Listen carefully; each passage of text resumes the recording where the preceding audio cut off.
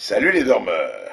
Ah, elle était belle la nuit du mercredi 18 novembre, qui vit la victoire de la France et sa qualification footballistique pour l'Afrique du Sud, et la victoire de l'Algérie sur l'Égypte, même qualification footballistique à Khartoum au Soudan pour la même Afrique du Sud.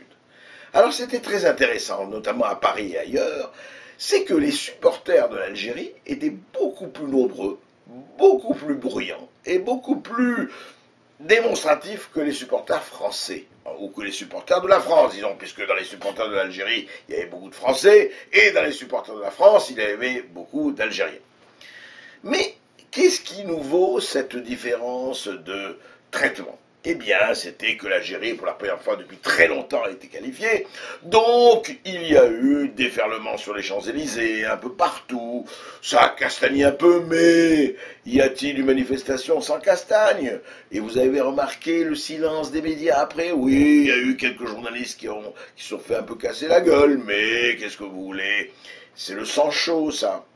Et alors, le plus rigolo, c'est quand même la France qui a gagné grâce à la main de Thierry Henry. Et je ne dirais pas la main de Thierry Henry dans la culotte de Domenech. Non, je dirais simplement la main de Thierry Henry, que l'on a vu, qui était effectivement une faute évidente.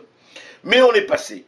Et personne n'a dit, je ne comprends pas, que ce soit la France ou l'Irlande, est-ce qu'on n'aurait pas pu rejouer le match devant cette faute absolument flagrante qui faisait que le but français n'aurait pas dû être accepté s'il y avait un arbitre et des vidéos. Moi, je vais peut-être me faire écharper, mais enfin, franchement, on aurait pu rejouer le match. Maintenant, on va en Afrique du Sud, on verra bien, tant mieux, on va en Afrique du Sud. Mais moi, ça me gêne, cette histoire de main. Vous savez, jeu de main, jeu de vilain, et jeu de vilain, jeu de coquin. Et j'espère qu'en Afrique du Sud, on fera mieux qu'une figuration de coquin. Alors les dormeurs, réveillez-vous et allez jouer au football.